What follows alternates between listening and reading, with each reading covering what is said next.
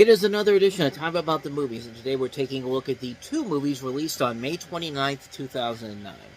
And we're starting to get into the swing of things in terms of the summer movie season getting back on track. We started off on a little bit of a roller coaster with X-Men Origins, Wolverine, and Angels and Demons sandwiched between two really bad movies, sandwiched between a really good movie and Star Trek, but last week was a good week for movies, and this week is a pretty good week of films as well. Kicked off by the big new release of the weekend, Disney and Pixar's latest film, and that is, of course, Up. Over the years, they've taken you on amazing journeys to worlds you've never imagined. Wow. And places you've only dreamed of. This summer, Disney Pixar will take you on their next great adventure. With Carl Fredricksen.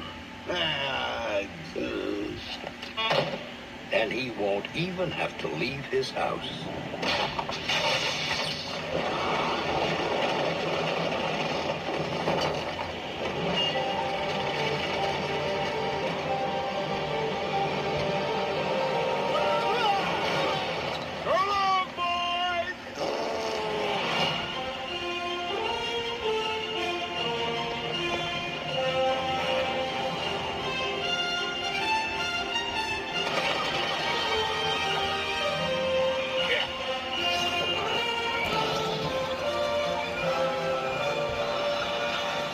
This summer, journey to a lost world. With these guys. Hi, Mr. Fredricksen. Please let me in. No.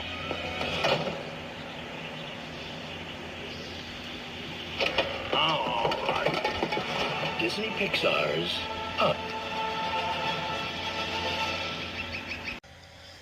Sadly, we don't have the alternate version where Carl Fredricksen basically just decides to let Russell just die out there, and eventually he'll fall off there and fall out of the sky and all that. I mean, sadly, that version does not exist. Maybe if they make the live-action remake, that'll probably happen. But you know you're in for a treat when Disney and Pixar have to remind you of their great works from the past, and they were on a roll at that point. I mean, Cars was their weakest film, but how can you not get excited when you see all those classic movies right there? And yeah. Little did we know that this was going to be another classic film, and maybe even one of their best movies in general. Like, this really is up there with some of their masterpieces, and really, it just starts right from the get-go. But the story of this is that you have Carl Fredricksen, played by Ed Asner, who's an elderly widower who travels to South America with his youngster Russell, in order to fulfill the promise that he made to his late wife. In the jungle, they encounter an exotic bird and oppose Carl's childhood idol, played by Christopher Plummer, who has sinister plans to capture the bird. And he has these dogs, and it's just a very chaotic situation that I'll get into in just a second. But really, there's not much more I could say about this movie that hasn't already been said about already. It's just such an incredible film.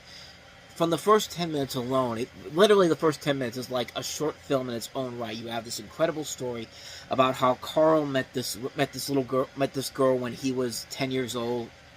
Little did they know that, Carl's, he's an adventurer. He idolizes the famed explorer Charles Muntz, and then he befriends Ellie, who becomes his wife, and, they eventually become friends, and all of a sudden they become married, and it's all this, and they have, like, a miscarriage, and there's just all this stuff is going on, and me describing it really is doing a disservice. You gotta check it out for yourself, because it literally is a 10-minute short film on its own merits. Like, this is the type of thing that they make short films off of, not as part of a movie. And usually that would be like the end of the good stuff in the movie, but far from it. I mean, when he gets older, I mean, that's where there's still a lot of good stuff overall in the film, and it just is such a really entertaining film all across the board.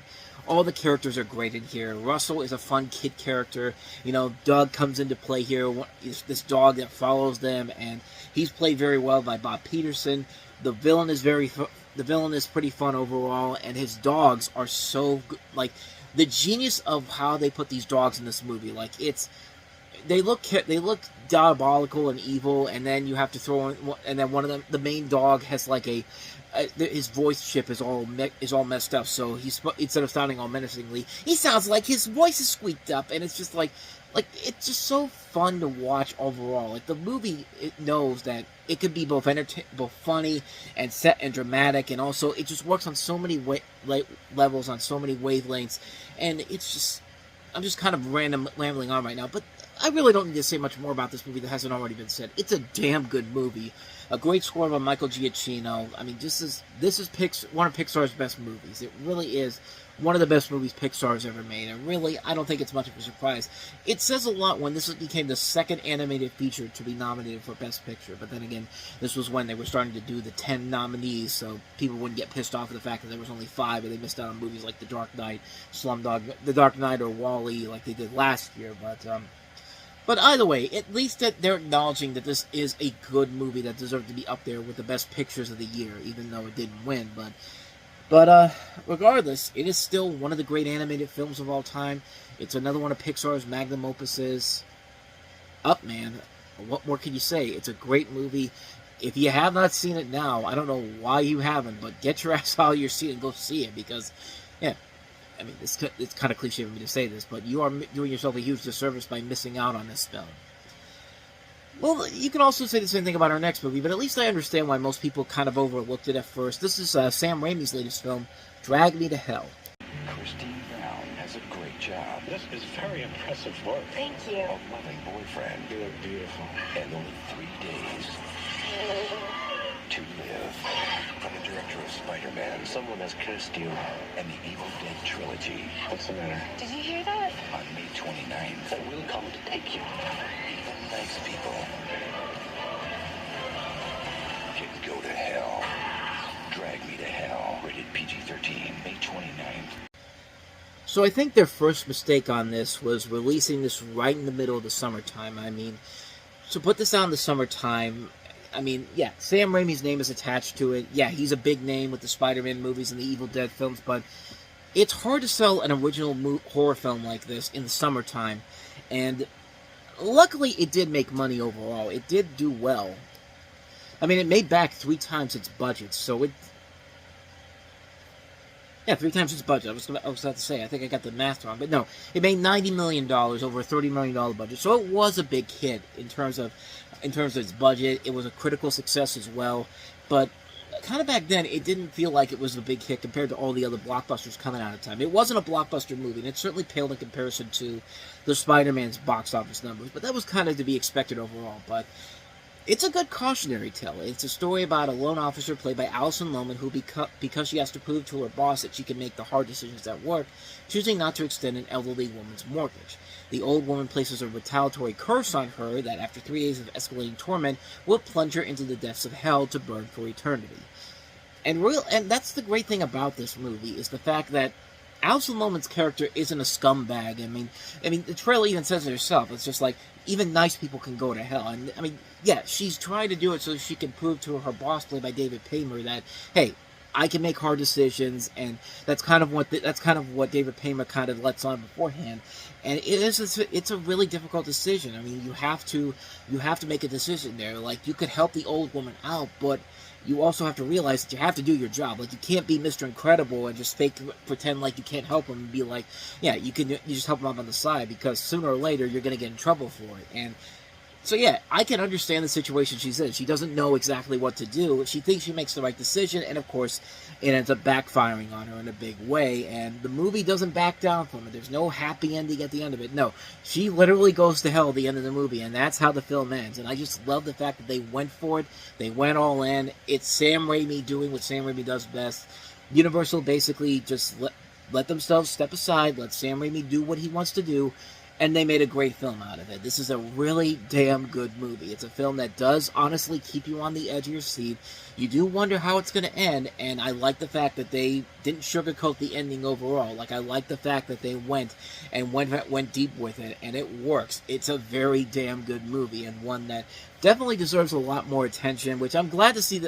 I want to assume I'm glad it is getting more attention, because we just had, it did well when it came out, but then kind of faded out of obscurity for a little bit. But as of late, there is a little bit of a resurgence of it, if you will.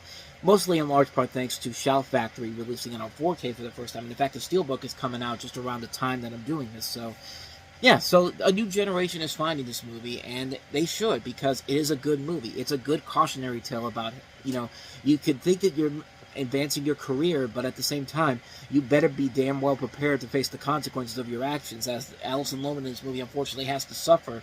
And as I said before, the trailer said it best, even nice people can go to hell. I mean, it's a good cautionary tale, and it's a really good movie. I mean, there's not much more I can add to it that I haven't already said already, and yeah, it's one you should definitely check out. If you love Sam Raimi's work, the Driving to Hell is one you should definitely check out. And so, with all that said, we wrap up another edition of Time About the Movies. We'll jump into a brand new month as the second month of the summer season gets underway. The last summer of the decade, too. I forgot about that, but we have the breakout comedy hit The Hangover from Todd Phillips, starring Bradley Cooper, Ed Helms, and Zach Galifianakis. We have Will Ferrell starring in Land of the Lost from director Brad Silberling. We have Nia Vardalos once again trying to copy the success of My Big Fat Greek Wedding with another comedy, My Life in Ruins, which could sum up Nia Vardalos' career after My Big Fat Greek Wedding overall, but we'll delve into that on tomorrow's show. But we also have John Krasinski and Maya Rudolph starring in Away We Go, from the latest film from director Sam Mendes. 4 films to take a look at tomorrow. We'll definitely take a look at those films tomorrow. With all that said, though, thank you so much for watching this. I hope you enjoyed it, because if you did, please go ahead and hit that playlist on the next page. Check out the previous episode. And also, don't forget to hit the like, subscribe, notification button, and the bell, because you get updates on when videos come out, and we do post new videos here every day. And don't go too far away, because Time About the Movies Flashback is new tonight with a look at May 8th, 1987, with Francis Ford Coppola's latest film, Gardens of Stone, the comedy Hot Pursuit, and also River's Edge. So we'll take a look at those 3 movies coming up on Time About the Movies Flashback. That'll be coming up as soon as I'm done posting this, so please stick around, because we will be back with more Time About the Movies goodness for you right after this, so stick around.